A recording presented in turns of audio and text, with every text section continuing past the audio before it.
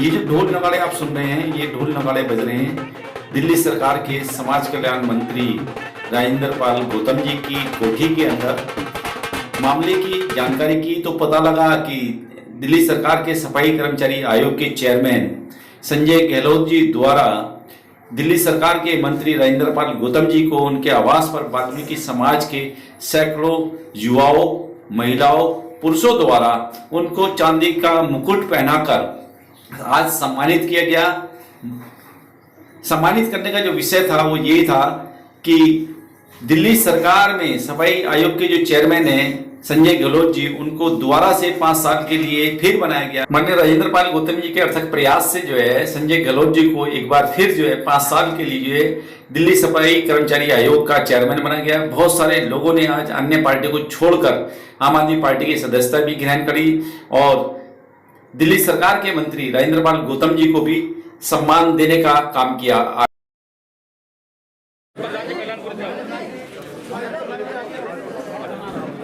हमारे पीछे समाज कल्याण मंत्री राजेंद्र पाल गौतम जी। देखा जाए तो आज वाल्मीकि समाज बड़ी तादाद में आपको जो है सम्मान देने आया, चांदी का मुकुट पहना के आपको यहाँ पे आज एक बड़ा सम्मान दिया गया। क्या कहना चाहेंगे इस बात को लेकर? नहीं, हमारे संजय गहलोत जी दिल्ली सफाई कर्मचारी आयोग के चेयरमैन बने हैं और सब लोग शुभकामनाएं दे रहे हैं उनको और मुझे धन्यवाद करना है, तो मैं समझता हूँ इसमें धन्यवाद की ज़रूरत नहीं है। एक अच्छे व्यक्ति को हम लोगों ने चुना है ताकि वो लोग समाज के लिए न्याय प्रदान करें वहाँ एज ए चेयरमैन कमीशन के। मैं उम्मीद करता हूँ अब सफाई कर्मचारियों के जो मुद्दे उनके समक्ष आएंगे वो उनको अच्छे से हल करेंगे, उनको न्याय प्रदान करवाएंगे। जिस तरीके से देखा जाए मंत्री निरंतर जो है शिविर के अंदर मौतें हो रही हैं, इसके अलावा जो है अभी कोरोना काल में भी बहुत सारे सफाई कर्मचारियों ने अपनी शहादत दी है। इसके अलावा भी बहुत सारे ऐसे केसेज हुए कि रोड एक्सीडेंट में भी सफाई कर्मचारी मारे गए। दिल्ली सरकार की तरफ से 1 करोड़ रुपए अनुदान राशि की घोषणा की गई थी। क्या आपको लगता है कि आप उस काम को पूर्ण रूप से कर पाएंगे सरकार में? देखिए, जो कोरोना की जो ड्यूटी दे रहे थे, अगर कोरोना में ड्यूटी देते हुए किसी की डेथ हो जाती है कोरोना होने से, चाहे वो सफाई कर्मचारी है, चाहे वो डॉक्टर है, चाहे वो नर्सेज है, चाहे वो सिक्योरिटी गार्ड है, चाहे वो एनओ है, उसके लिए स्थिति ये है कि जैसे ही कोई कोरोना से डेथ होती है और उसकी कोविड में ड्यूटी थी तो उसका जो पेरेंट डिपार्टमेंट है उसको वेरीफाई करके देना होता है कि इनकी कोरोना में ड्यूटी थी। सपोज करो अगर हम सफाई कर्मचारियों की बात करें जो नॉर्थ एमसीडी में काम कर रहे हैं या ईस्ट एमसीडी में काम कर रहे हैं या साउथ एमसीडी में काम कर रहे हैं, अगर उनकी कोरोना में ड्यूटी है और कोरोना होने से उनकी डेथ हो जाती है तो वो 1 करोड़ रुपए के सहयोग राशि, सहायता राशि के हकदार बन जाते हैं। लेकिन कैबिनेट में जो पास हुआ उसके हिसाब से उनके डिपार्टमेंट को ये सर्टिफाई करके देना पड़ेगा कि इनकी कोरोना में ड्यूटी थी और कोरोना से इनकी डेथ हुई है। अगर वो वेरीफाई करके दे देंगे, जैसा एक कर्मचारी, सफाई कर्मचारी को जिनको 1 करोड़ की सहायता राशि दी गई है, उसमें नॉर्थ एमसीडी ने बाकायदा लिख के कमिश्नर ने दिल्ली सरकार को दिया कि इनकी कोविड में ड्यूटी थी और कोविड ड्यूटी की वजह से कोरोना हुआ जिसकी वजह से डेथ हुई है, उनको सरकार ने 1 करोड़ का मुआवजा दे दिया। तो जिस कर्मचारी की, चाहे वो सफाई कर्मचारी हो, चाहे वो दिल्ली पुलिस में हो, चाहे वो टीचर हो या नर्सिंग स्टाफ हो, चाहे नर्सिंग ऑर्डरली हो या डॉक्टर हो, जिस के बारे में उनका कंपिटेंट अथॉरिटी लिख के दे देगी, उन सब को दिल्ली सरकार सहायता राशि 1 करोड़ के रूप में दे रही है। अच्छा, माननीय मंत्री जी, एक सबसे बड़ा मुद्दा है दिल्ली के अंदर वाल्मीकि समाज के लोगों का, जो सफाई कर्मचारी लोग हैं जो अपने अपने क्षेत्र में कार्य कर रहे हैं, पिछले 20 से 25 साल तक का समय हो गया, जवानी से बुढ़ापे की तरफ कदम रख दिया, लेकिन आज वो परमानेंट हो पाए। क्या दिल्ली सरकार इस और भी कोई कदम उठा रही है? देखिए, अभी नगर निगम जो हैं तीनों के अंदर बीजेपी की शासन है, सत्ता है लगभग 15 साल से, और निगम के कर्मचारियों के बारे में फैसला निगम ही ले सकता है क्योंकि वो एक ऑटोनोमस बॉडी है, उसके बारे में फैसला दिल्ली सरकार नहीं ले सकती। लेकिन हम प्रयासरत हैं, दिल्ली के लोगों का प्यार हमें मिल रहा है। मुझे उम्मीद है अगले साल होने वाले चुनाव में आम आदमी पार्टी तीनों निगम में जीत कर आएगी और उसके बाद जो कर्मचारी कॉन्ट्रैक्ट पे काम कर रहे हैं वहाँ सफाई का काम वर्षों से, उनको रेगुलराइज करने की प्रक्रिया शुरू की जाएगी। आगे की फ्यूचर प्लानिंग क्या है दिल्ली सरकार की, आम आदमी पार्टी की, वाल्मीकि समाज को लेकर, सफाई कर्मचारियों के भविष्य को लेकर क्या प्लानिंग है आगे? नहीं, मैंने बता दिया ना जी कि चूंकि वो कर्मचारी निगम के हैं, तो जैसे निगम में हमारी सरकार आएगी, हम रेगुलराइज की पूरी एक स्कीम बना के रेगुलराइज की प्रक्रिया लेके आएंगे।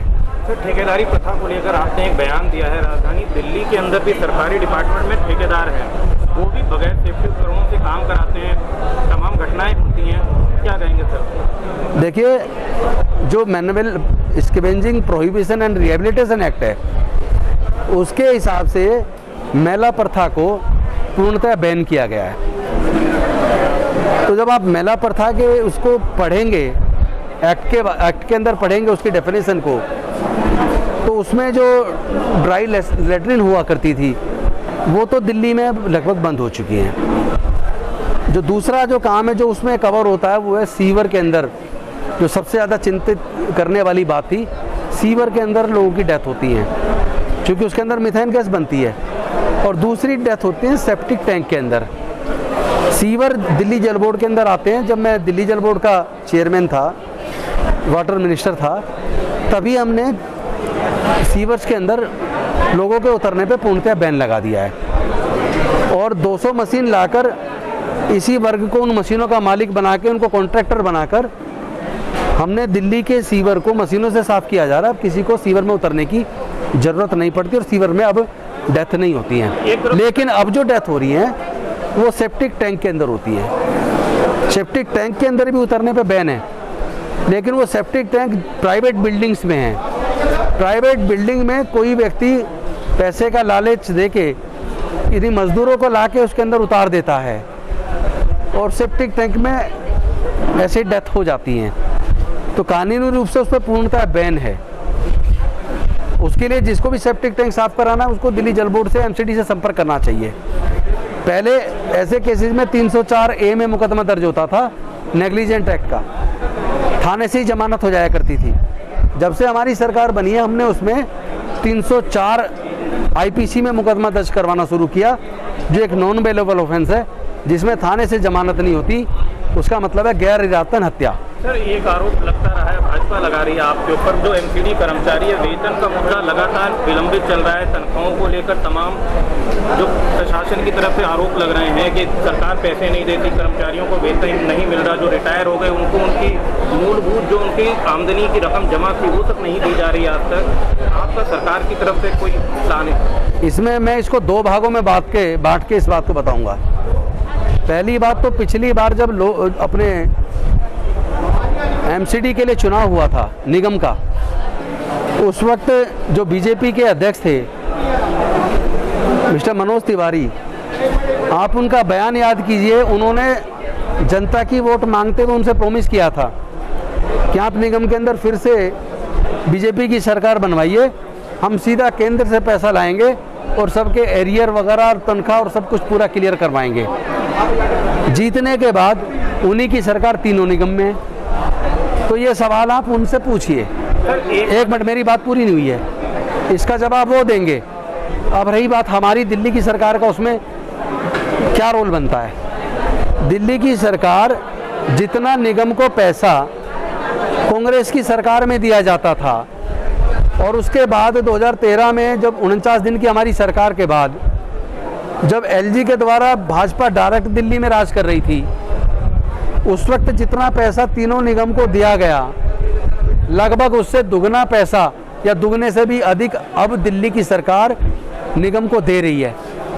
उसके बावजूद अगर सफाई कर्मचारियों को या निगम के कर्मचारियों को उनकी तनख्वाहें समय पर नहीं मिलती, तो ये कहीं ना कहीं जो बीजेपी शासित निगम है ये उसके करप्शन, उसके लिए दोषी है, वो जिम्मेदार है। अब जनता को चाहिए कि ऐसी सरकार को सबक सिखाए, क्योंकि दिल्ली सरकार का तो कोई भी विभाग देख लो हमेशा टाइम पे तनख्वाह मिल जाती है। जिस दिन आम आदमी पार्टी की सरकार निगम के अंदर भी आ जाएगी, उसके बाद निगम के अंदर सबको समय पे तनख्वाहें मिलनी शुरू हो जाएंगी, सबके एरियर भी क्लियर किए जाएंगे। आने वाले समय में निगम के चुनाव के रूप में उसकी पहचान हो गई है। तो मैं उम्मीद करता हूं कि दिल्ली की जनता जागरूक है, सब समझ रही है, और इस बार वहाँ बीजेपी रिपीट नहीं करेगी, आम आदमी पार्टी की निगम में सरकार बनेगी और फिर निगम के सभी प्रकार के कर्मचारियों को न्याय मिलेगा। चलिए ठीक है।